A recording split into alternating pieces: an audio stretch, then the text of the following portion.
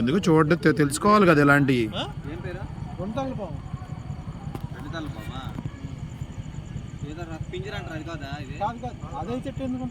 అది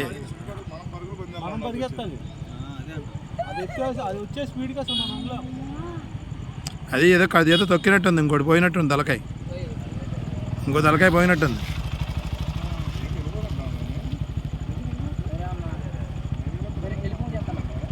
ఇంకో తలకాయ పోయింది అది అంది. ఒక తలకాయ రక్తం వస్తుంది చూడండి.